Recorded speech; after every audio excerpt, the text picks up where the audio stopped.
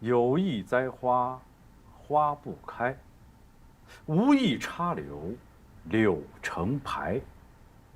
彭贼虽是瓮中鳖，红烧甲鱼落尘埃。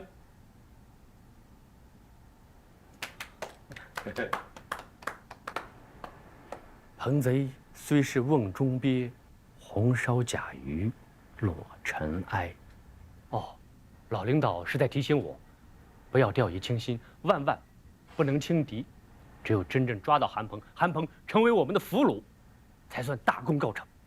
我觉得，韩鹏和他的专业化蓝军，虽然起步艰难，但顺应着军事变革的潮流，不是可有可无，而是恰逢其时。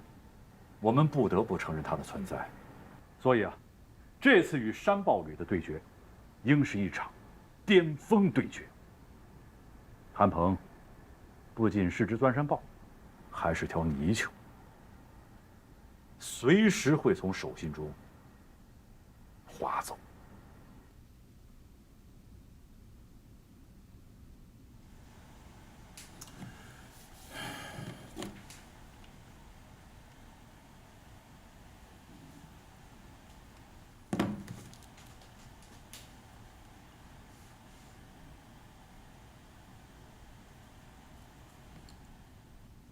喂，洪总，合同呢我已经看过了，我觉得非常好，可以择日签约了。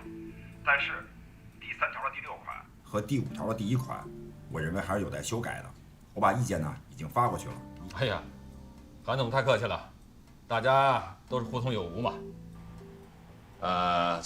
明天的董事会上，大家会好好的再研究一下。啊，对了，韩总在北京身体怎么样啊？听说北京最近雷雨天比较多，出门一定要注意安全呀。哦，挺好的。还有一个事儿啊，我在京啊遇到了海天集团的夏总，还有汪总，他们有意加盟，咱们实力大增，有望峰回路转啊。好啊，那就祝你们早日成功。我们还等着你回来签约呢。好，再见。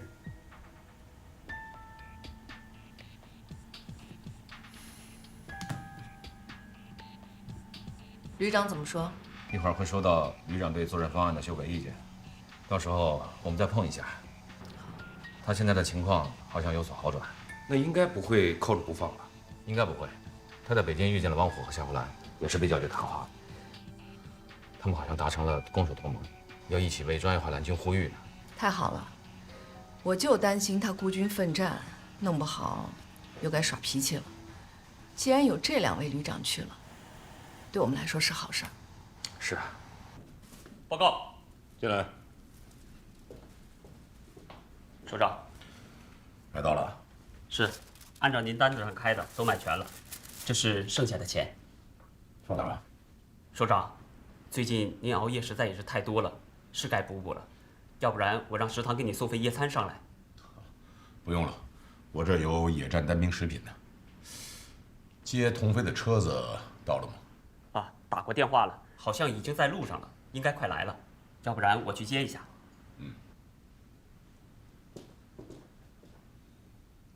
看来这个决心得由我来下了。无论如何得让他回去。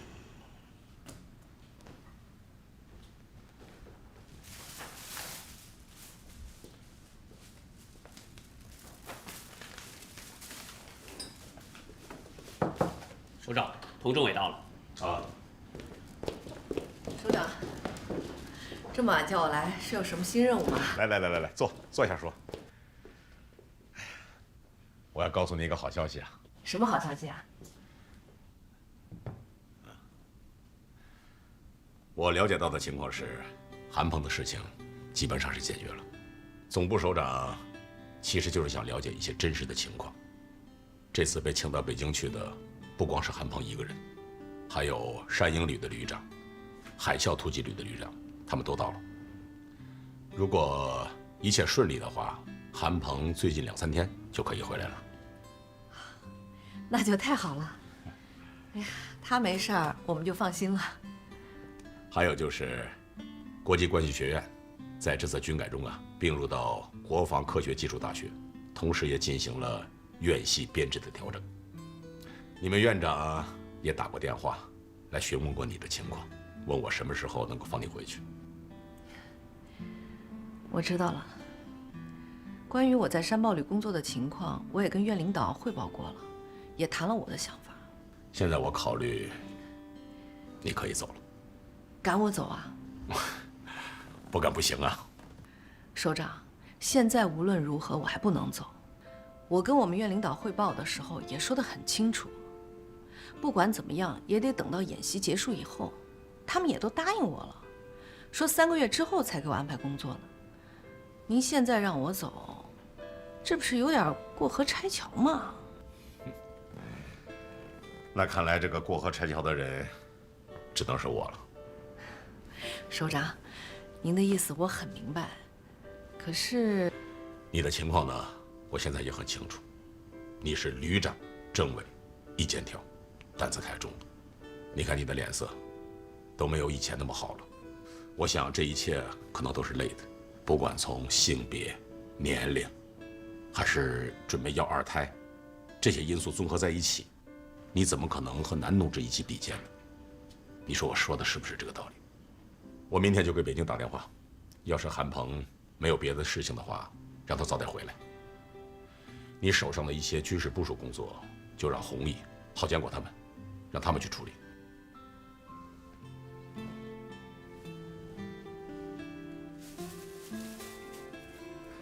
不会，首长，您这是干什么？一点营养品带回去。这个我不需要。我没有别的可以作为答谢了。说实话，当初在筹建山豹旅的时候，我本来是想调一名懂外军战略的男同志过来，向国际关系学院的领导咨询时，没想到他们首先推荐的是你。我是犹豫了很长一段时间才同意的。就因为我是女的？不瞒你说，就是这个原因。但是没有任何的性别歧视原因在里面啊。过河拆桥的事儿都干得出来，还说没有性别歧视？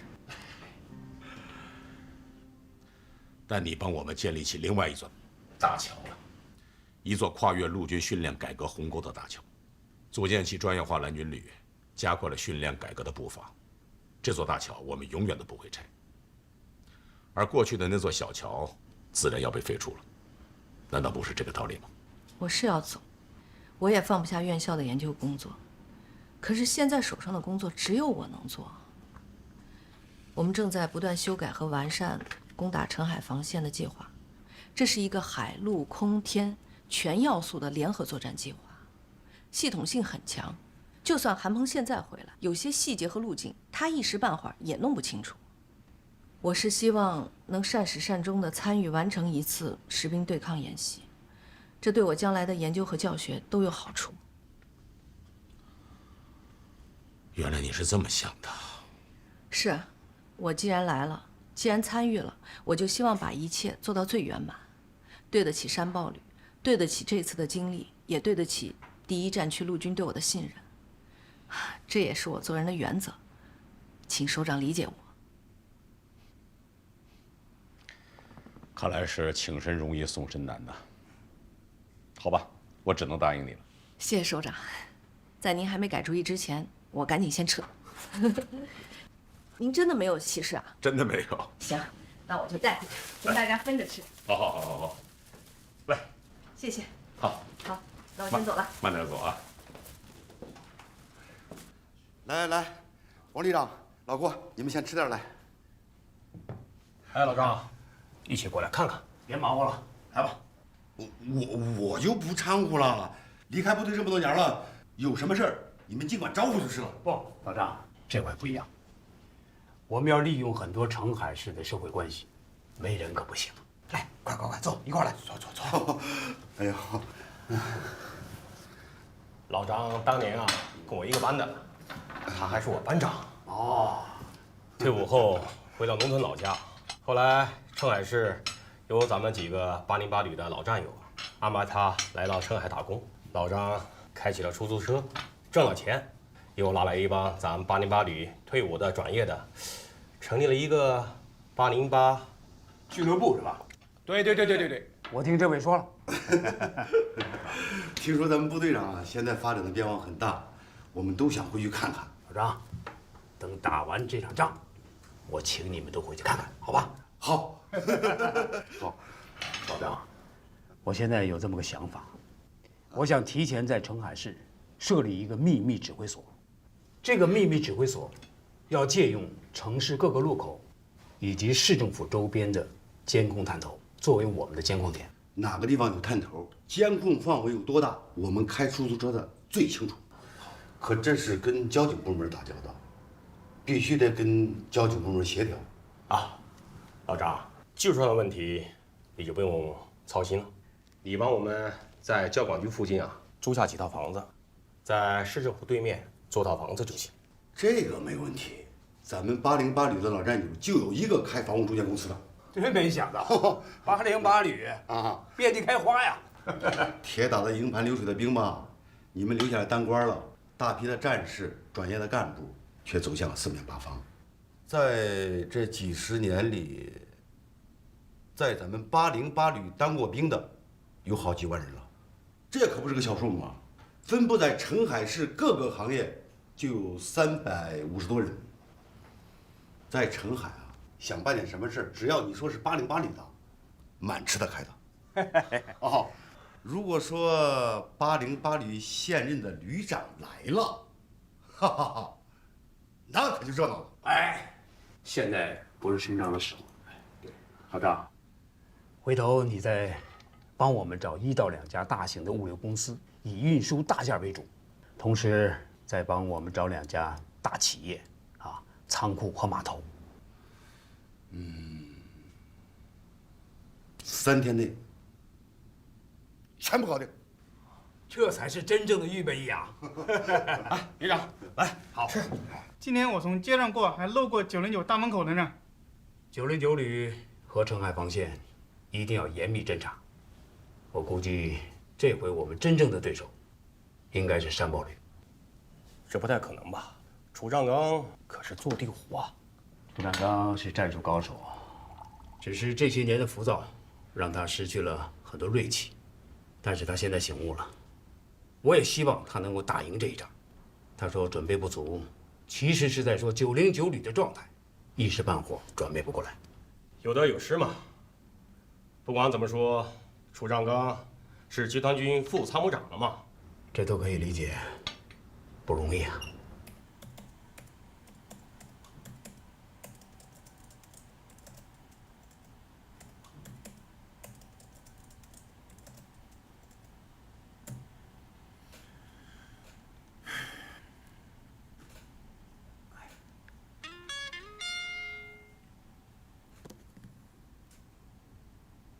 老公，你喜欢哪种颜色啊？定下来明天好用。蓝色。婚纱哪有蓝的？你当蓝军司令上瘾了是吧？要把你媳妇儿弄成蓝精灵吗？我更喜欢蓝色的忧郁，就像你我深藏的爱，如同海一样湛蓝，如夜空一样深邃。如果想在海边拍婚纱照，最佳选择也应该是蓝色。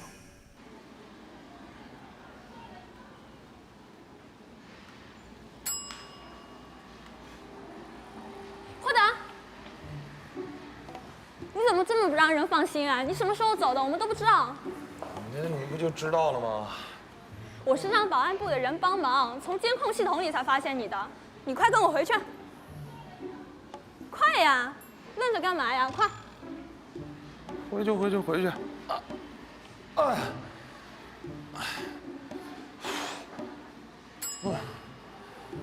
你也太厉害了啊！走。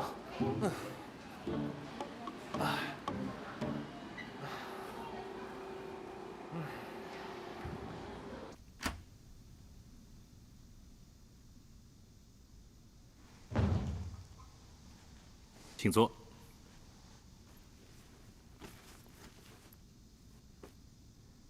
不好意思打搅朱轩主任，您的文章我们经常读到，今天有机会见面，真是太高兴了。不必客气。我们受谭组长的委托，向你了解一些情况。我们知道你是最早向上级首长写内参反映专业化蓝军建设的军内资深记者，同时呢，你也是这次勇士行动演习的亲历者，我们很想听听你对这次勇士行动演习的看法。同时，我们也想了解一下你被劫持前后的经过。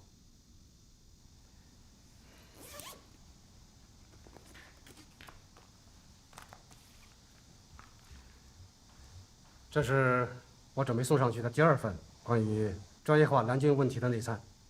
因为你们请我来谈话，我知道你们想要什么，所以打印了一份给你们送过来。在这份内参中，有我对我军专业化蓝军建设的独立见解，也有我对勇士行动的详细报道，以及对演习过程的剖析，同时也有我自己对专业化蓝军事业的重新认识和反思。你们看了以后，就不用我再说什么了。这么厚的材料，我们一下也不可能看完。这样，你能不能简明扼要地概括一下你的想法和结论，也算我们谈过话了。你们倒是挺会糊弄人的，好吧？你们也是公事公办，我也不为难你们。简单的说，是我个人对山豹旅这支专业化蓝军部队的前后认识是不一样的，可以说是一个180度的大转弯。180，这么大变化？对，而且是颠覆式的改变。第1份内参是完全否定这支专业化蓝军部队的组建和存在，而第2份内参是力挺这支部队的成功实践和积极作用。2份内参出自同一人之手，就是这么不可思议，就是这么神奇。我作为一名党培养多年的军人记者，我必须用自己的良心说话，要对军队、对党负责。然而，让我深感内疚的是，在我的第1份内参中，由于采访不深入，观点偏执，对专业化蓝军建设造成了一些不良影响。而我与山豹旅一起经历了勇士行动的演习之后，我所听到的、看到的、接触到的、亲身经历过的，让我不得不否定自己、推翻自己。几位专家也深有感触地对我说：“从山豹旅的出现，感受到了、看到了，人民解放军在现代化建设中迈出了实质性的步伐。因此，我要说话，为我军专业化蓝军建设说话，说好话，说实话。这就是我呈报第2份内参的目的。”你的观点对我们谈话结论非常重要，谢谢你的配合。不客气。没别的事儿，我先走了。好，再见。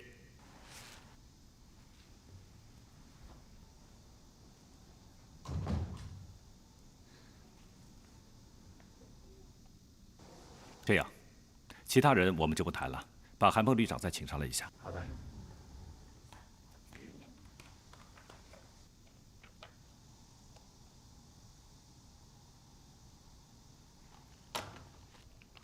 没人接。哎，他到哪去了？这边呢都是我们家当季婚纱，像这款您看一下，很多客人特别喜欢这样的。那我们往前看看来，这边看看，好。这边红色呢都是现在顾客最喜欢的中国风的系列。好像不太适合我吧？没关系，这边还有很多，看看有没有您喜欢的。颜色都有点。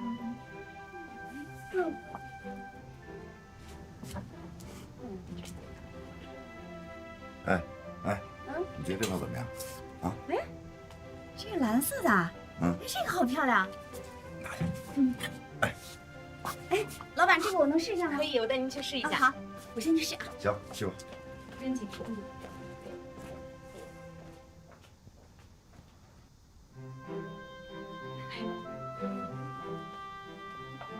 漂亮，真是漂亮。我也觉得挺好看的。行。没想到这套蓝色的婚纱在您身上穿的这么温婉动人，祝你们新婚幸福。哎，我们结婚都3年了。啊，对啊。原来这样，没看出来，太甜蜜了。我太太呢喜欢大海，喜欢大海的颜色，大海的一切，所以我觉得这蓝色婚纱肯定适合她。行了，哎，什么时候你去澄海训练，然后咱们到那边去拍婚纱？行啊，没问题。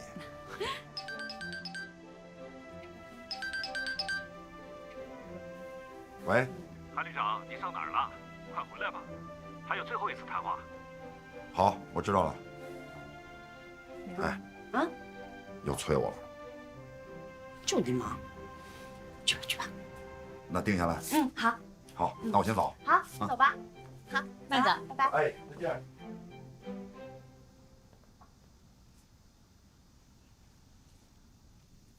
绣的一般，绣的太短。不错不错，挺好。好吗？哎呀，嗯，汉鹏，你们打算什么时候结婚呢？哎，人家早结婚了。那这婚纱照？是这样啊，我们两口子呀一直瞎忙，又不在一个军种，所以结婚以后啊，一直没拍这个婚纱照。这回我们是下定决心，赶紧得补拍一张，不然呢，这孩子都生出来了，还没婚纱照。是啊，下一代啊该提一下。大战在即，各方都在暗中较劲。哎，不错，很有。808旅暗查澄海地形，909旅密布远程火箭炮。作为首战进攻一方的山豹旅，军事主官韩鹏却滞留北京，像个局外人。政委童飞不得不顶上一线，与参谋长郝建国拟定作战计划。好在勇士行动演习风波的调查暂告一个段落，韩鹏等人将返回各自部队等候结果。哎，就到这儿吧，别送了啊！说好了，我等你们。我们回部队安排好工作就过来。好，回去吧。行，走。哎，再见。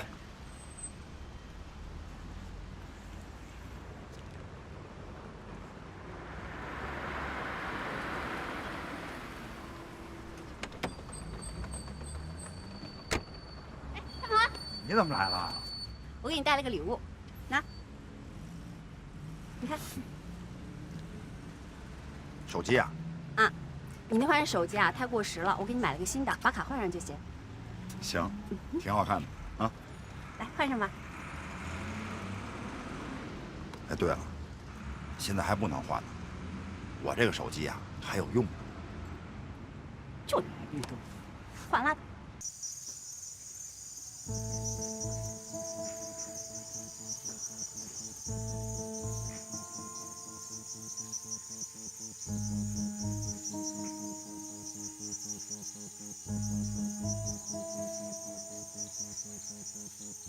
拐洞88，机枪掩体一处，朝向西北。拐洞88，机枪掩体一处，朝向西北。7117，机枪高级阵地一处，朝向正北。6255，单兵掩体2处，朝向东北。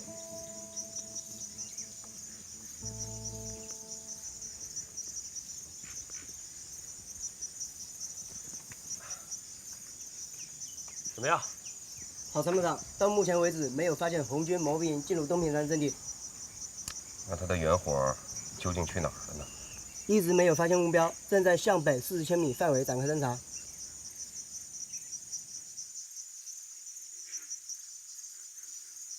姐，前面那段就是198台，咱们别上去了吧？198台是什么意思啊？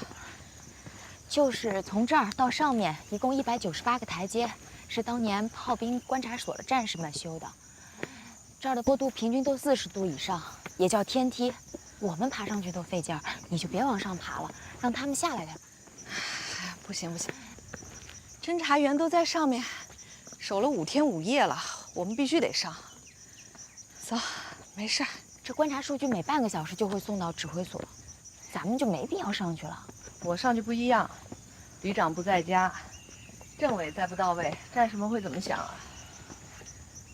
而且有些情况啊，亲眼去看到，比听汇报，那是不一样的。行，班长，那你们先上去。是。我们一会儿就到啊。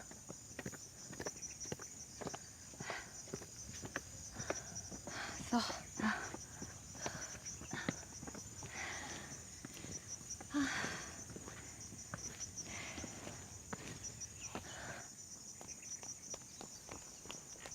报告参谋长，水和吃的到了。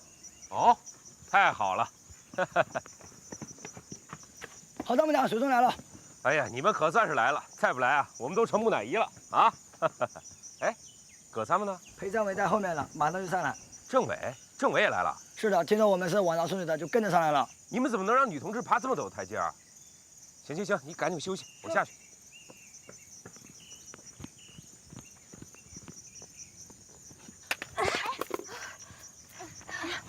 没事，我脚滑了一下，没事。来，我来，没事，我来，真没事啊。喝点水啊。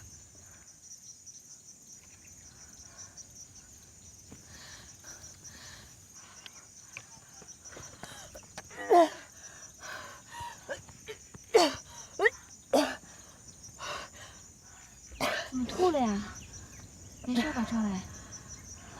你到底哪里不舒服呀？来，咱们喝口水啊。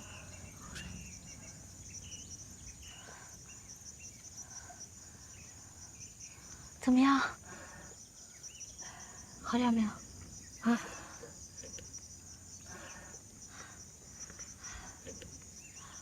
没事，把你吓的，可能就是昨天晚上值班，没休息好，没事啊。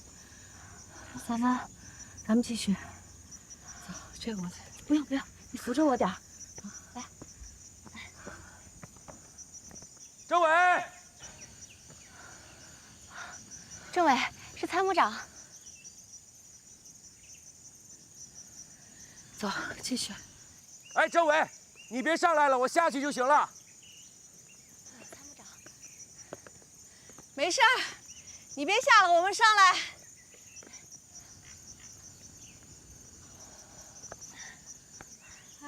哎呦，你还上来，我下来给您汇报不就行了？没事儿，都走到这儿了，就上去看看战士们吧。好，走。参谋长啊，你们是怎么发现这儿有个观察所的？哦，我们是通过卫星侦察图像分析出来的。像这样的地形啊，如果打起仗来，肯定是一个很好的炮兵观察所的地方。所以啊，我就派这个侦察排上来实地勘察。嘿，真发现这么一个1950年代留下的炮兵观察所，而且非常隐蔽，正好可以从侧面啊观察到整个东平山的情况。而且，通往东平山唯一的公路有一个弯道，在上面也能看得很清楚。所以红军的这个车辆通行啊，正好在我们的监控之下。那有没有发现什么情况？哎呦，到目前为止还没有发现909旅某部营上山。那倒挺奇怪的。是啊。走，走这边。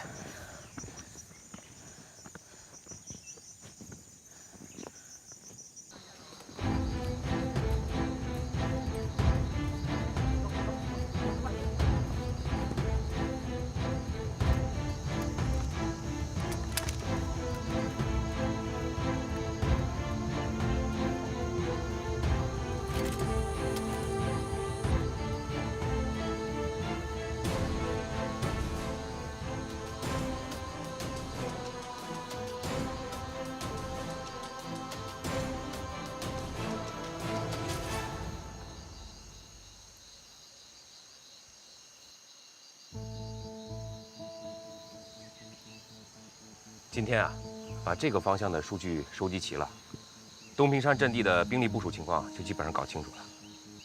政委，这边。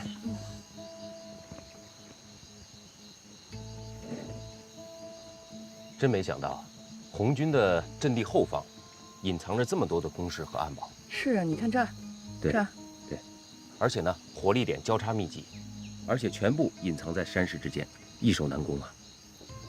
哎呀，这么看来，咱们从后山偷袭上去那个方案没法实现了。没错，可以说是根本不可能啊。参谋长，咱们马上回指挥中心，把方案再调整一下。不用这么急吧？不，咱们得抓紧了。旅长回来之前，必须讨论出几个有操作性的预案。毕竟离开战也没多长时间了。你说的对，多几种方案就多几种决策依据。旅长回来少走回头路。对。行，那咱们走吧。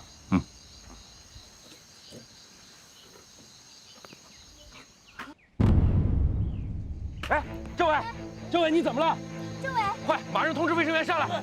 刚刚政委就不舒服。政委，政委，政委。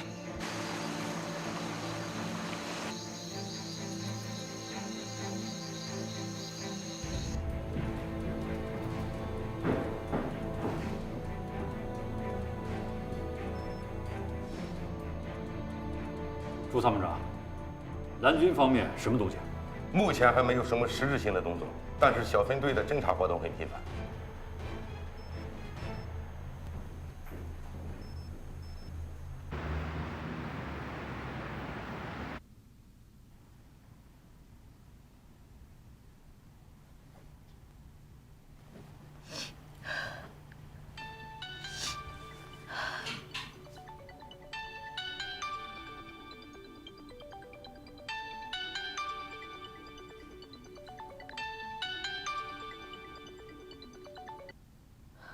我们已经尽力了，但是孩子还是没有保住。你说你怎么会带他去爬东平山主峰呢？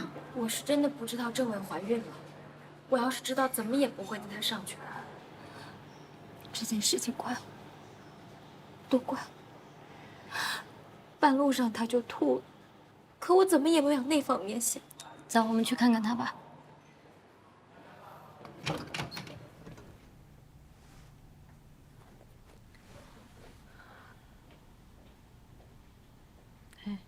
感觉怎么样？今天挺好的，没事了。政委，你怎么不早说呀？你根本就没必要这么拼嘛。珊珊，怎么还哭了？我这不是好好的吗？好了，别哭了。我已经有个女儿了，只不过是想要个2胎嘛。没事的。明年还有机会。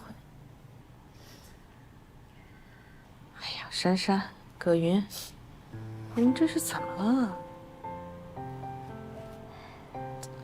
张医生，麻烦你帮我关一下门。好。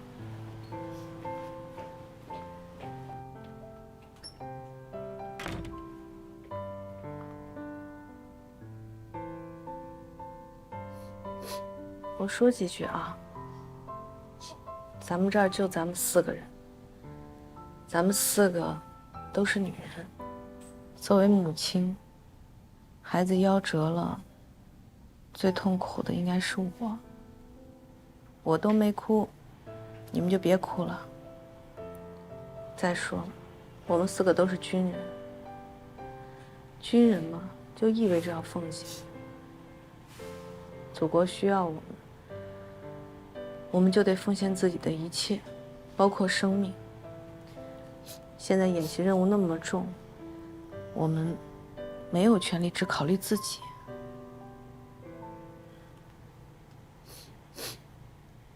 张医生，我有一个请求，希望你能答应我。童政委，你说。我流产的事儿，请你替我保密。这是我的隐私，你应该明白。我明白。还有你们俩，你们是我的部下，也是我的战友、好姐妹。我希望你们能替我保密，而且必须得答应我。我丈夫在远离祖国、万里之遥的非洲国家当武官，每次回来，我们相聚的时间都很短。这一次能怀上孩子，也纯属是偶然。本来呢，我也不想告诉他的，但就是没忍住。他在国外工作很紧张，也很危险。我要是能给他一个温馨的好消息，他能高兴好几天。所以，我昨天晚上就打电话告诉他了。他高兴的，竟然喊出了孩子的名字。可惜啊，可惜今天我就流产。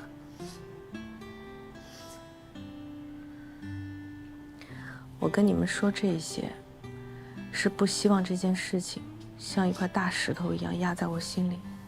我们还要工作，还要训练，演习还没开始，我可不能离开部队，也不能离开战场。所以，珊珊、葛云，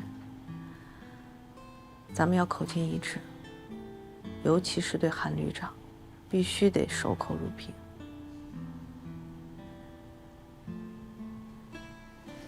好了，别哭了，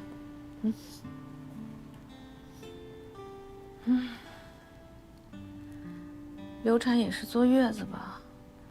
你们谁去给我弄碗鸡汤啊？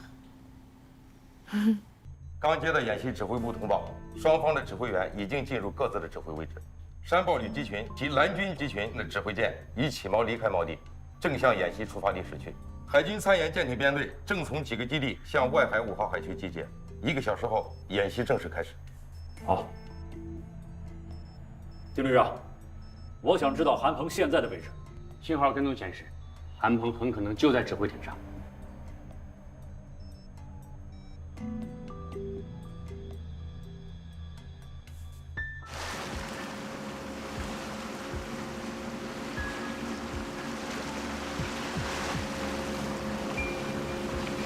根据卫星、无人机侦察和网络情报，909旅正面防御情况大致是：从岸滩和半坡前沿地带，909旅布置了1个摩步营的兵力，山上永久性工事为1个加强连，山后面有1个营的预备队，前沿坑道内有岸防火炮阵地，可对海上目标进行歼瞄和直瞄射击，但仅限于距海岸线30公里。真正对我们威胁最大的是它的远程火箭炮营。它的远程火箭炮营在什么位置？估计部署在山北面的丘陵跟密林之中。我要具体数据。卫星24小时对这一区域进行了扫描式侦察，但并没有发现目标，只是在九龙山一带发现了有工兵开路和构筑阵地的迹象。那为什么不派无人机去啊？红军的雷达系统已经对整个澄海防线进行了全方位控制，很难接近。澄海防线，古代叫东平要塞。从明朝开始，这里就是我们中华民族抵御外族侵略的前沿阵地。据说这山上的古炮台就是明朝嘉庆年间抗倭英雄戚继光修筑的。清道光19年7月，闽浙总督邓廷桢又在这里修建炮台，购置洋炮，招募练勇，出海巡击，并亲自督监了水师兵勇，击退英国侵略者的进攻。我想，上级首长选定我们东平山为主的澄海防线为主战场，有它深远的意义。从明至清，企图打开澄海防线的外族侵略者，无不在东平山前以可耻的失败告终。也可以说，前有古人，后有来者。我们909旅驻守在这里，这里就是我们909旅的福地。我们远火纵深打击可达300公里。而我们的第1道拦阻线就设在距海岸150公里的海面上。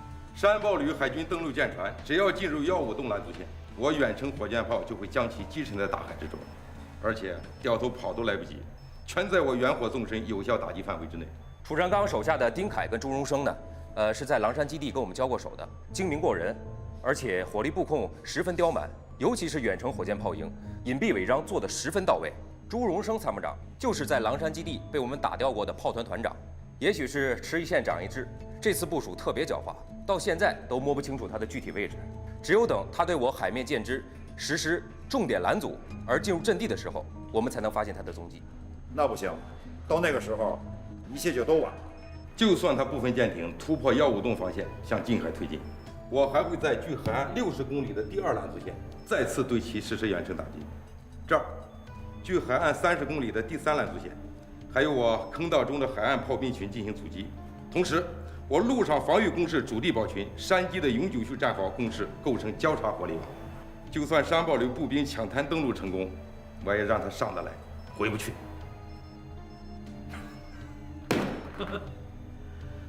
这样的防御，我还真想象不出来。韩鹏的舰船怎么突破？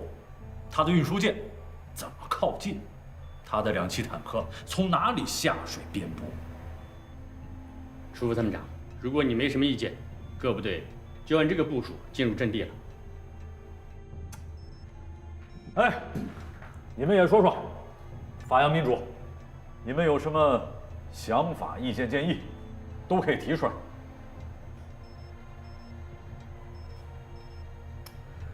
好，看来这个部署还是达成了共识。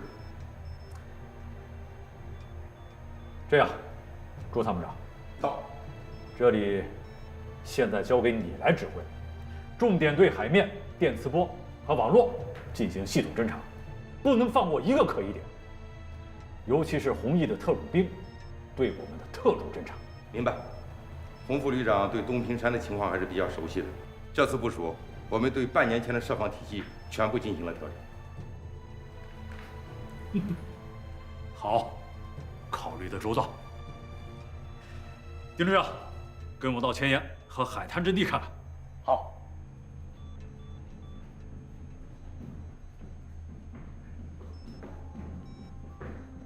李参谋，你跟着去吧，顺便把楚副参谋长的鱼竿带上。是。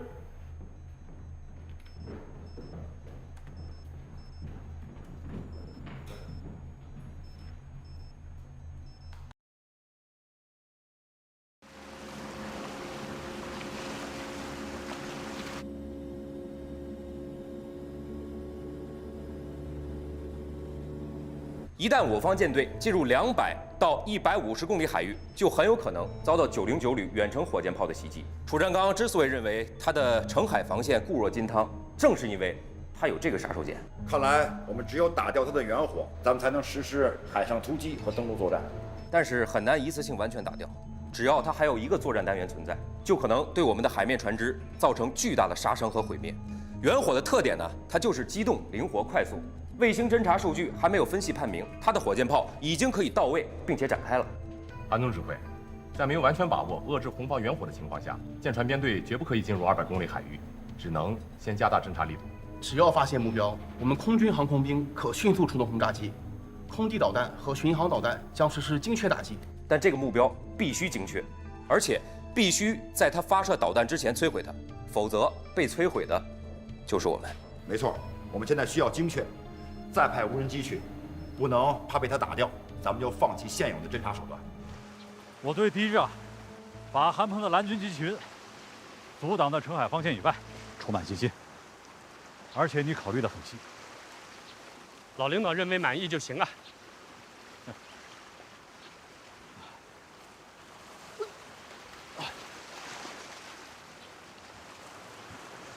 在工作中啊，你要多尊重徐政委，多支持他的工作，毕竟是旅里的老政委了。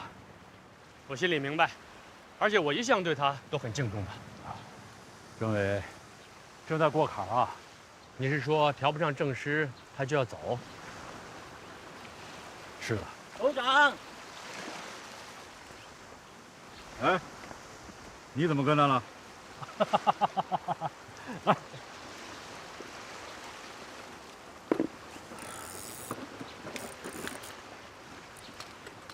于是，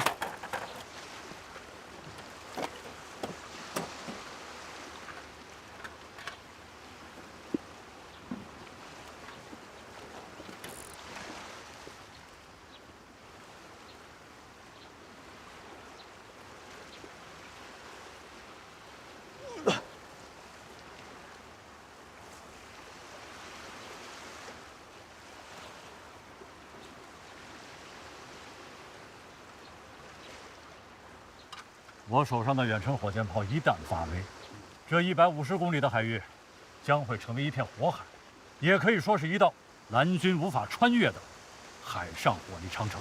老领导，我有点想法，说出来不知道合不合适。有什么合适不合适？只要是为了打胜仗，有什么意见建议都可以说，都可以提。都当旅长的人，怎么一点主见没有？是这样，老领导啊。这几天啊，我和参谋部的几个人私下里沟通过，总觉得咱们的远火阵地设置的有点远。你说放在哪里合适？我认为最好再向前推进50到70公里。为什么？向前推进50到70公里，最少可以向海面再延伸打击50到70公里。在蓝军航渡的过程中，就可以发起攻击，拒止蓝军于200到260公里外。另外，这样的安排比较接近东平山主阵地，有利于相互的支援和隐蔽，航空火力不致过于分散。你说的不无道理，但把远火部署在东平山阵地以北的丘陵地带，远离东平山防线最大的好处在于便于隐蔽，而且封锁海面已经能够达到200公里，你还不够用吗？第二，部署在这里，另外还有个好处，为第2阶段任务做好准备。808旅要攻打澄海，从哪儿来？必须从北边来。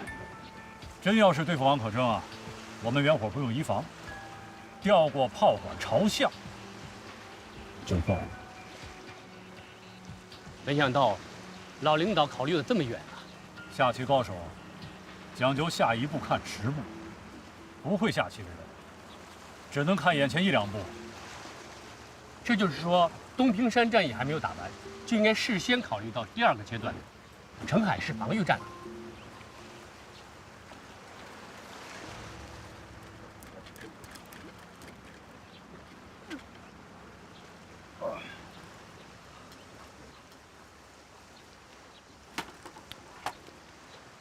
象棋中啊，对炮的使用是一门非常高深的学问。一盘棋在布局中，炮有多种运用方法，有鞭炮、中炮、7路炮、8路炮、视角炮、巡河炮。如果要把一个远火营的火力发挥到极致，也就是多种用法，用不同的弹种搭配使用，既能当普通的榴弹炮打近距的敌阵地，又能当中远程火箭弹和地对地导弹用，封控海面，拒止蓝军海上攻击，同时又能够阻拦敌军从陆路南下支援装甲营防御作战。也就是说，一炮多用巧用，产生远火加效应。一个远火营要发挥出远火营加地炮营作用，一个远火营要发挥出一个炮营的威力。这一钓鱼，老领导的思维就像诗人一样，富有想象力啊！开始了，我还担心准备不足，现在我要考虑下一个对手。808旅，3天之后我们转入澄海防御作战，蓝军就是我的老大哥王可争了。按说你对王可争王旅长的了解，要比对韩鹏了解的多啊。但毕竟没在战场上过过招啊。一旦老哥发起狠来，可是不好惹嘛。所以你只同意用1/3的兵力守东平山，而留下2个摩步营在市里，装甲营突前北郊区，远火营兼顾四方。这回你明白了吧？上回王可争在808旅跟我摔了一回杯子，那股子狠劲儿我是看出来了。说不定啊，他要把在山豹旅身上的窝囊气撒在我身上，他南下进攻肯定会迅猛异常。不用远火是不行的。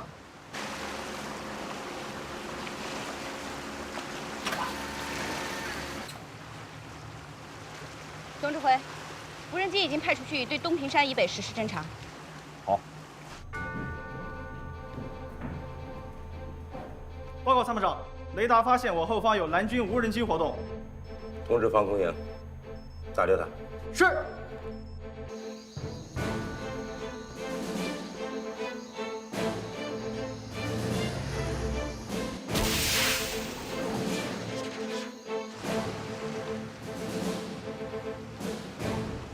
总指挥，派出去的无人机在东平山以北丘陵地上空被红军击落。再派一架过去。再去也很难突破红军的防空雷达防线，恐怕还是会竹篮打水一场空的。是啊，这样下去，我们无人机的战损率太高了。我觉得这点损失我们还是应该承受得起的。刘主任，我不明白你说的是什么意思。韩旅长，红军的远火是我们正面强攻的心头大患，而且东平山后的丘陵地带林木茂密，便于远火的静态隐蔽。它如果不动，卫星和无人机的侦察效果都不明显。不妨我们再损失几架无人机，来个草船借箭。草船借箭？我明白刘主任的意思，是利用我们的无人机实施火力侦察，对吧？对，红军远火阵地的四周一定会部署防空部队。一旦我无人机接近远火阵地，就会遭到防空部队的拦截。如果我们再派无人机从不同的方位进入到东平山丘陵腹地进行侦察，吸引红军防空火力的攻击，通过对其火力点的计算，就能大致推算和划定出红军远火营阵地的相对位置，也对下一步的侦察画出一个相对准确的范围。你说的没错，只要他们呀不怕高射炮打蚊子的高成本，正可以说明他们的防御重点恰恰就在那个区域，我们的侦察范围也可以相对缩小。不过啊，我们909旅跟808旅没仇，如果我们打败战报旅，生擒了韩鹏，不正好给王可贞出了口气吗？说不定还要感谢我们呢。打起来，他可不会手下留情。沈参谋长说的也对，我们对于808旅最大的优势就是以逸待劳。808旅是重装备旅，那么多的重型装备，再加上几千公里的长途机动，累也累趴下。所以，我让你把装甲营、炮团部署在西北一线，就是要等他立足未稳，远火给他一个迎头痛击。再加上地炮群的火力阻击，王可贞的推进速度肯定会明显放缓，甚至是原地不动。装甲营是干嘛的？装甲营就可以发起战术攻击。王旅长绝对不会想到，在离澄海市160公里外遭遇阻击。首长，朱参谋长刚说，刚刚击落一架蓝军无人机，又发现另一架无人机。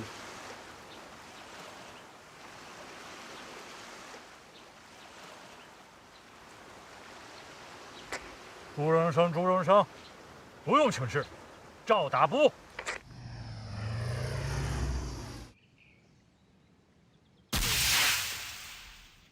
总指挥，第3架无人机也被红军打下来了。旅长，看来红军的雷达网布置得相当严密，再去还是费油补。派出去的侦察潜艇和蛙人上岸侦察渗透也没成功，侦察分队现在已经返回潜艇。远火的情报搞不到，咱们就无从下手。如果打不掉他们的远火，咱们的舰船就无法把登陆部队送上岸了。看来3天之内拿下澄海防线体系，难度太大了。我是感到没有把握。总指挥，听说上次演习，909旅就是被你们拿下的吗？上次他们失败呀，很大因素上是不属于咱们山豹旅的打法，他们不重视网络信息战的运用。如今看来，他们的防范能力、防范意识和防范部署都是不可同日而语，包括防御能力和武器装备也有了很大的提高啊。应该说，你的蓝军出击还是很有成效的嘛。这点倒不假。自从我们山豹旅出现，战区陆军上下都在研究如何打山豹旅，而我们很多的战法都是模仿现代外军样式和新建的战力，对红军训练改革真的是能起到促进。旅长，我有个想法。你说。从红军对我无人机的高密度防范程度来看，他们远火营阵地的大致位置可以划定在一个30平方公里的范围之内。我是想啊，是不是可以派出咱们的特种侦察兵，深入到东平山的大后方，摸清远火营的实际情况，然后设法把卫星定位引导装置安放到远火指挥车上。如果成功，无论他们跑到哪，我们都可以锁定目标，实施摧毁打击。这样的话，咱们就掌握主动了嘛。哎，这个想法倒是好，也很大胆了。但是，怎么渗透过去，是个大问题啊。红军的雷达部署非常的严密，想空投也不是那么容易的，或者说，几乎是不可能的。怎么过去，咱们再商量。但是我觉得呀，这个法子可行，也许到现在为止是唯一可行的法子。吴队长，郝副总指挥，好，咱们回去好好商量商量。老郝。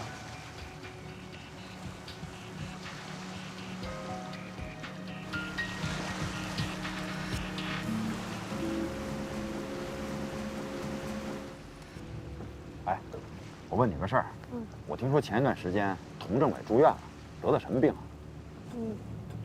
你没问政委吗？我呀就在码头上跟他匆匆见了一面，没来得及问。是你和葛云照顾的对吗？是，我跟葛云照顾的。没什么大事儿，就是太累了。太累了？太累了休息休息不就好了吗？至于住院吗？瞧你说的，你不在家，部队转场过来1天都没休息，立刻就投入了全方位的侦查部署，连夜开协调会。佟政委是军政2摊1肩挑，他在指挥所能休息好吗？在医院才有条件挂水调理啊。这怪我呀，怪我之前没把工作分配好。我听说，他还爬东平山的主峰了。是为了一组侦查数据。哎，我求你和葛云一件事儿啊。你说吧。佟政委这个人呐，太要强了。之前呢，我就以为他是一个搞学识研究的，后来发现呀，我错了。尤其是打演习，他在指挥所里边，整个就是一个事必躬亲。我算是知道什么叫巾帼不让须眉了。旅长，你不喜欢他这样？也不是不喜欢，我觉得这个女人嘛，终归是女人。你看，危险的地方，她不能去；有污染的地方，她也不能去。靶场就不要靠近了，该休息也得多休息，啊。旅长，你怎么回趟北京变了？我变什么了？变婆婆妈妈的了。再说这事儿，你跟我说有什么用啊？你得去跟政委说呀。我不是不好意思直接跟他说嘛，你们女同志之间比较好交流。到底怎么了？佟政委啊，正在准备生2胎呢。她老公司徒凡亲口跟我说的这事儿，而且我跟他也探讨过这事儿。啊？你跟政委探讨过？啊？探讨过他生2胎的事儿啊？探讨过呀，这生2胎还是我的创意呢。旅长，你也太搞笑了吧！政委要生2胎，那怎么能是你的创意呢？那也是人家司徒凡的创意啊！你听我说，这不是前一段时间允许生2胎的文件下来了吗？我呢就把咱们旅里边所有的男女干部啊，在脑子里边过了一遍。我觉得男同志还没问题，女同志呢？哎，旅长，你是怕我们休产假耽误工作吧？我可没有歧视的意思啊，但是这是现实问题，我必须得想一想。你看，你和葛云这都没问题，这个佟政委呢有一个10岁的女儿，正好可以生一个2胎。我看他一直没动静呢，我就半开玩笑的我就问了问他，结果啊他还真想要，为这事儿给她老公司徒凡打了一个电话。司徒凡呢不远万里的回到了中国。旅长，你说了半天，到底想让我们干什么？平常生活中多照顾照顾政委，能不让他干的就别让他干了，对吧？也可以提醒提醒他那个准备生2胎的事儿。哎，这司徒凡呀，临走的时候特意叮嘱我，一旦发现童飞怀孕了，马上给她放假，让她回家静养。毕竟也40多岁了，属于高龄产妇。可我实在是不好意思问她是不是怀孕了。所以呢，哎，所以你跟葛云呐，你们两个平常要多注意，多观察。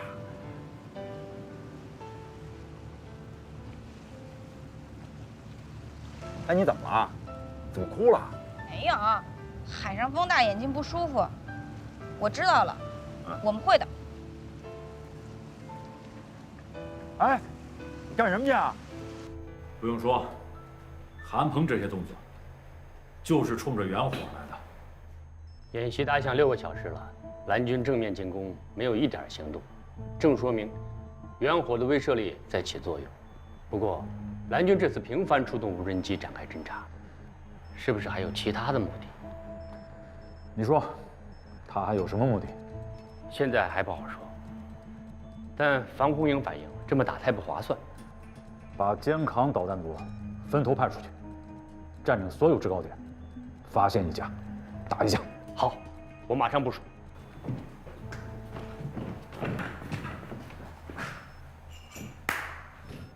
李参谋到，把胡椒拿来，鱼汤会更加鲜美。是。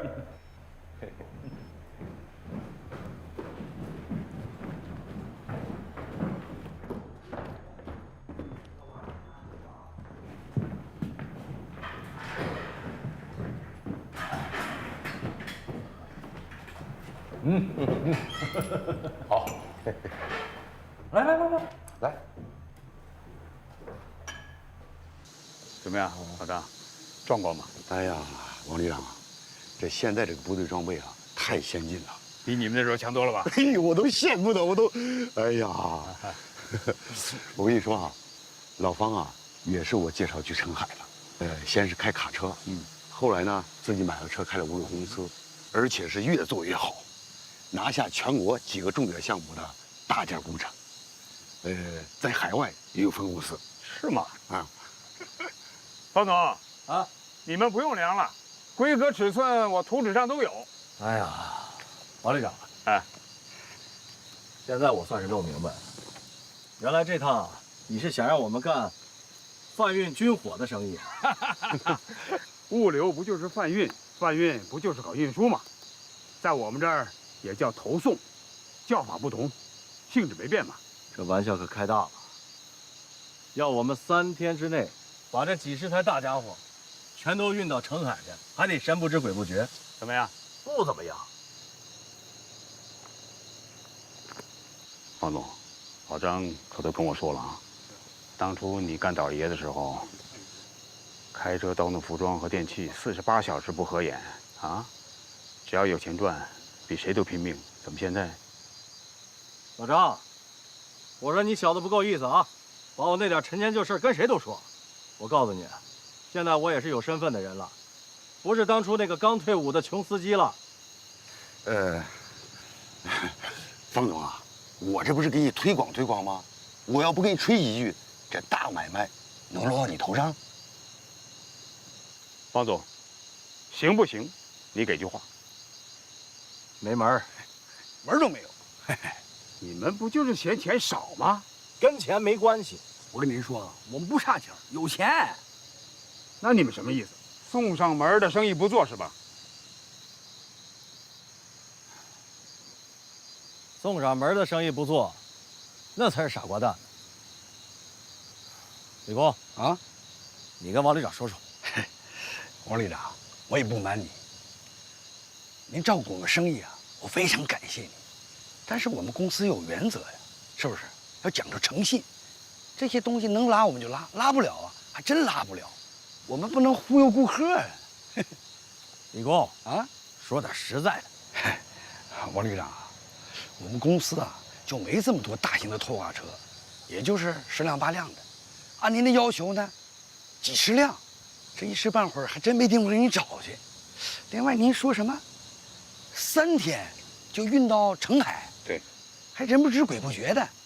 哎呀，旅长啊，你就是给我们公司多少钱，这活我们都不敢接，接不了。王旅长，这真是实在话，您还是另请更有实力的公司算了。哎，方总，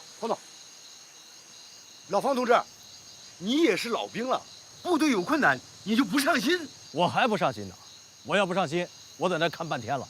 就是这样，我觉得你们还没弄明白，我把这个演习的目的跟你们再说说。哎呀，你别说了，拉不了就是拉不了。哎，我这暴脾气，你看，怎么今天碰上你们这俩犟种呢？有钱不挣是吧？行，我另找别的公司，好吧？老张，这件事我谢谢你了，你们请。哎，方总，哎，你都先别急嘛，啊，这本来是件好事儿。这样，王旅长啊，这心急吃不了热豆腐，你也有点耐心，跟商人打交道，得动点心眼儿，绕点弯子，不能跟部队似的，有话直来直去的，不行。我那时候回来的时候吃了多少亏啊！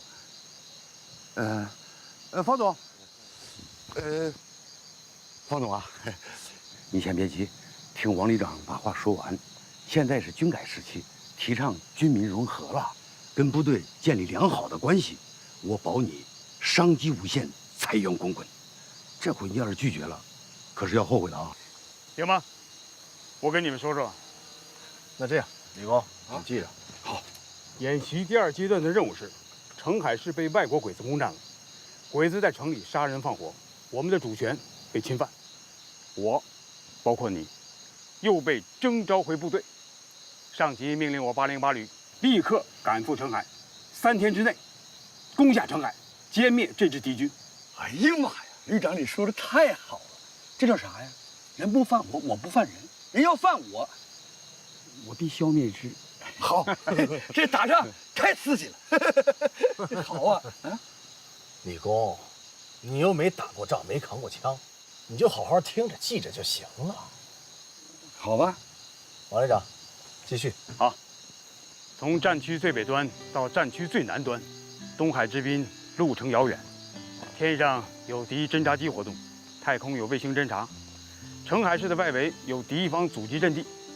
我的战术是，在战役打响之前，我把一部分重装备偷偷地运进澄海，埋伏起来。战役打响以后，我正面长途机动部队与敌方展开突破防线的攻坚战斗。这个时候，预先埋伏在澄海市里的重装备突然杀向敌人的指挥中心，也就是市政府大楼。方总，明白了吗？明白了。你是准备带我们去看美国大片去？胡扯！我这可是真正的演习呀！你是其中的主角之一呢。我啊，还主角？啥主角？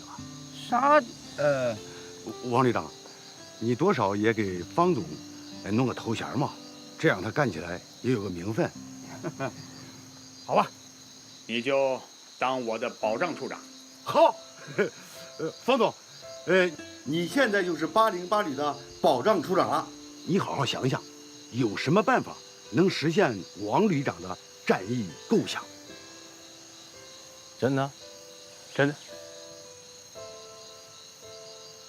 2000公里，还不能让敌人发现，偷偷的运到澄海去。嘿，王旅长啊，我能少点，打个5折，少1辆都不行。我去打仗，手里没家伙，我拿什么打呀？来，王旅长，要不然咱们改变一下思路，不走陆路，直接走水路，怎么样？嘿，王旅长，方总的意思呢？ 一少部分或者大部分呢，走海运，剩下一小部分呢，我们装集装箱里边伪装起来，走高速公路，你看行不行？行啊，这招行。是这样，我有个朋友是专门做海运的，他手上有2艘万吨滚装船，他平时就是运输点进口的轿车，或者是做点工程机械什么的。只要他的船一靠岸，咱们就把坦克装甲运到船上去。 我们就在连云港码头上船，从黄海经东海到达南海，从海上进入澄海，怎么样？好，太好了。不好，怎么不好啊？这样的话，你不就少挣钱了吗？王旅长，老张，你们听到我待这么长时间提过一个钱字吗？没有吧？对，你要是看得起我这个老兵。 我就把海运、陆运全都给你包了，钱嘛，咱们秋后算账，怎么样？方总，你也别假仗义，部队不是没有钱，但是也不会坑害咱们老百姓。老张，我真不是假仗。刚才王旅长不是说了吗？让我当保障处处长。我现在已经是军人了，对吧？我现在就任命你为我的保障处长。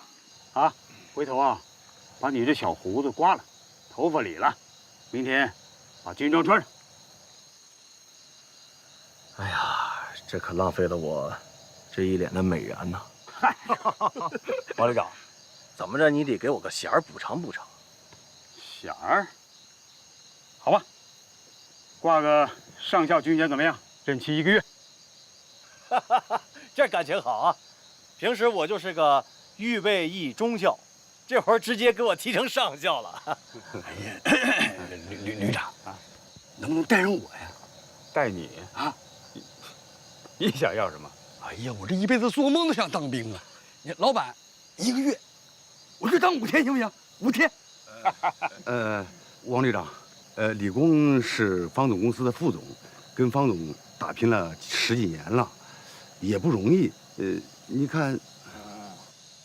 这样吧，李工，给方处长当助手，当个中校科长吧。哎呀，谢谢旅长，保证完成任务，我给你敬礼。好。哎，李弼，李弼，敬的什么礼呀？王旅长，回头找个战士，好好教教他。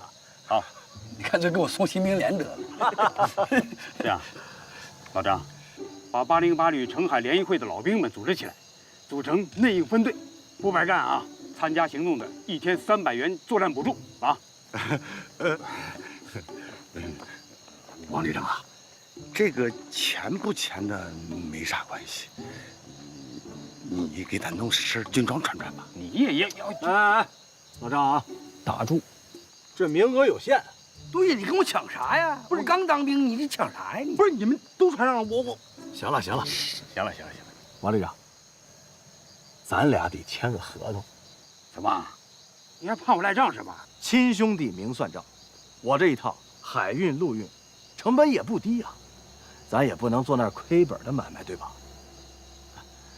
咱们这样，白纸黑字写上几条，有一条必须得写。这一仗，如果你攻进澄海打赢了，我们分文不取，就算是我方某保家卫国做的贡献。你看我们老板讲究人儿，但是如果你没攻进澄海打输了，那对不起，该多少钱就是多少钱，算我们公司的正常业务，怎么样？那我这笔买卖可赚大了啊！不过1分钱不收，那就太不合适了。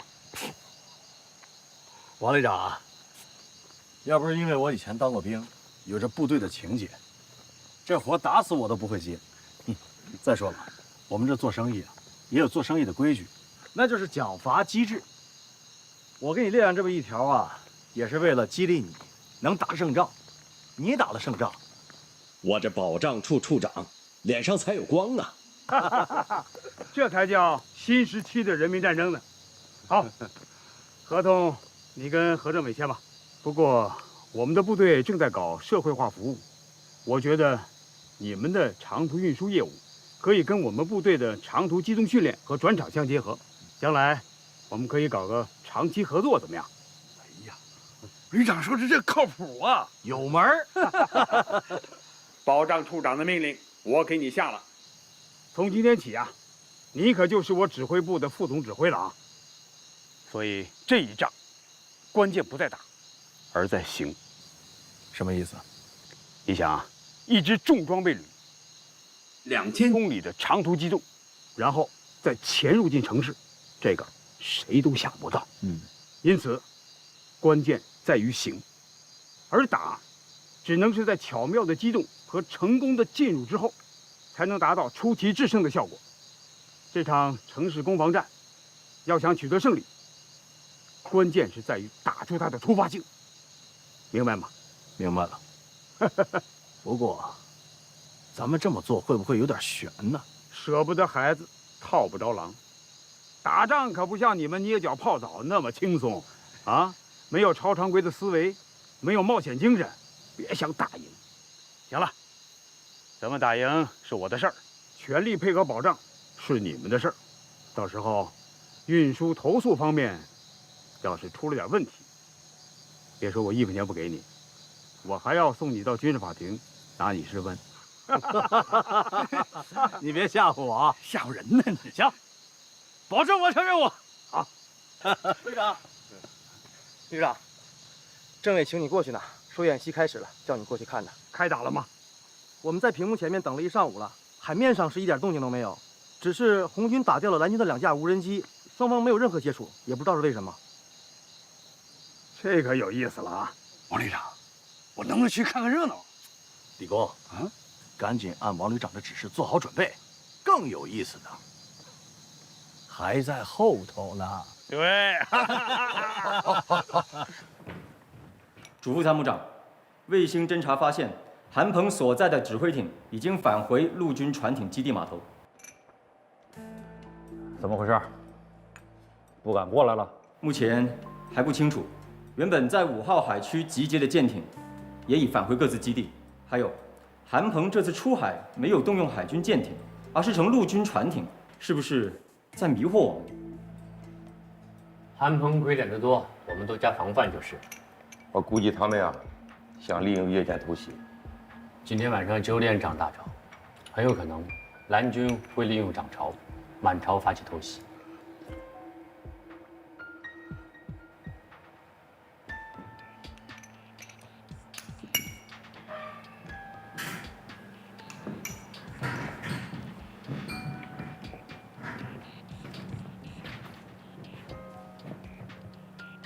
今天晚上9点开始涨潮，10点半平手。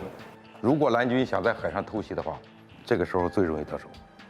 蓝军可能利用涨潮时的潮涌，以小艇多股形式发起冲击，在占领岸上阵地后，在平潮时大部队登岸发起强攻。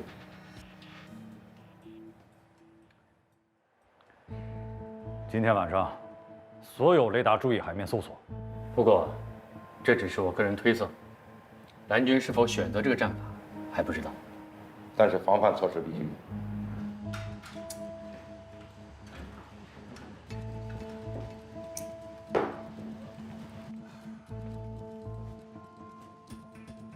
到目前为止啊，我们通过对红军防空火力部署情况的计算，大致推断了红军远火的隐蔽区，划定出了红军远程火箭炮营未来阵地的活动范围。大致是在这个范围。如果我们在红军的东平山后腹地选择一处较为平缓的地段作为激降点，趁夜色把特种侦察兵投送过去，那这个计划将会成功一半。这的确是一个大胆的计划，但是实施起来非常难。你说说，困难在什么地方？从多架无人机连续被红方击落的情况看，红方雷达系统确实十分严密，而布网几乎没有缝隙。体积这么小的无人机，这么快就能被他们捕捉到并被击中，派直升机实施机降投送，成功率就是很小啊。所以啊，我们考虑采用低空突防进入。大家看啊，在这里有一条河流形成的沟谷，这条河流直入大海，直升机沿河谷逆流而上，可以深入12公里，直达0号区域。在这里采用机降或者索降。我们准备用2架直驶武装直升机作为掩护，用1架米1拐1运输机作为人员和装备的投放。今天晚上10点行动。机降和索降点在这个位置，这里是一块小山谷平地。我认为直升机进入这一区域活动，冒险的成分太大。虽然我们可以沿着河谷和树梢飞行，能有效地避开红军防空火力的雷达，但直升机的飞行噪声和热红外流同样会被红军侦测到，计算出我们的飞行轨迹。也许他们知道我们是在执行投送任务，但我方直升机突然在后方重要区域活动，这毕竟会引起红军的高度关注和警觉，立即会提升防范级别。这对进入这一区域的特战队员来说，无疑是十分危险的。那你们说说，如何进去才最安全、最有效？我认为这是一次极秘密的渗透性行动，绝对不能让红军有丝毫的察觉到我们在对他们这一地区过分的关注。白天的无人机侦察无非是试探性的，只要进入就会被击落，所以也就再也没有来过。因此，我们这项任务能否成功，关键就是秘密投送的成功。我们必须在红军毫无准备的情况下，神不知鬼不觉地把我们的人送进去。这确实是一件非常困难的事情。洪副旅长，如果要是把侦察员送过去，你觉得什么时间最合适？今天晚上。什么？今天晚上？对，只有今天晚上。今天是演习的第1天，留给我们的时间只剩下2天半了。就算是登陆成功，强攻打下澄海防线，没有一整天的战场争夺是不可能的。那完成整个登岸过程，就只剩下1天半了。在这1天半的时间里，如果不能打掉红军的远程火箭炮营，那我们就是全盘结束，只能打道回府，回去看808旅和909旅的城市攻防战了。所以，早一天摸清远火的行踪，早一天把它打掉，正面进攻就可能会提前一点。如果利用今天晚上大潮期发起正面强攻呢，我们可以改变舰队编队队形，全速穿越红军阻拦线。你这个肯定不行，你这个法子呀，损失和风险都太大了。唯一有效的办法就是把侦察员给送进去。咱们研究一下如何安全地把人送进去。只要今天晚上我的特战队员可以到达预定点，今天后半夜再加明天一个白天的时间，我相信他们基本上可以摸清远火营的位置。其实这是一种运用大纵深的战略侦察手段，去完成一项战役和战斗任务。我想最理想的是让空军派出高空运输机对敌后实施夜间空降行动。只要给出准确的坐标和时间，应该没有问题。但是现在就要把飞行计划、航线还有高度确定好。而且最理想的办法就是高空出舱，低空开伞。高空出舱，低空开伞，你说说。唯一的办法就是高空速降，由空军派飞机把侦察员送到空投区域上空后，从高空5000米跳下，在高空不能开伞，只有到达近地面500米时才能开伞。由于侦察员自由落体下降时速度非常快，雷达根本就捕捉不到。低空开伞后2分钟就可以落地，伞降是没有任何噪音的，敌人很难发现。但是这需要我们的特战侦察员有极高的素质和足够的勇气。原来是这样，那这个危险性会不会太大？所以参加这次行动的侦察队员都必须受过严格的跳伞训练，尤其是高空夜间跳伞。我们倒是有一批特战队员和侦察员经过这方面的训练，但是难度这么大的行动，恐怕还没遇到过。个人技术没有问题，主要是心理素质。那这样，针对这一计划，你马上拟出一个方案来，咱们再讨论。是。看来是没有我们陆航什么事儿了吗？怎么可能没你们的事儿呢？我把侦察员送进去，还得让他安全的出来。这样一来，空军的运输机肯定不行。希望你们的直升机配合。这还差不多。韩鹏回来情绪怎么样？一如既往。哦，跟没事人似的。基本是吧。前副总指挥还想找他单独聊聊呢。今天恐怕不行了，他已经在一线指挥了。不一定是今天，我也跟前副总指挥说了，他也是这次陆海1号演习的副总指挥。正好可以更加客观地看看专业化南军的作用和作为。你也不要跟韩鹏他们讲，前副总指挥到场了。我们准备让侦察员携带微型卫星发生器进入侦察区。一个营由3个作战单元组成，也就是3个连，外加一个保障连队和一个营部指挥所。但3个连队阵地分散在几公里。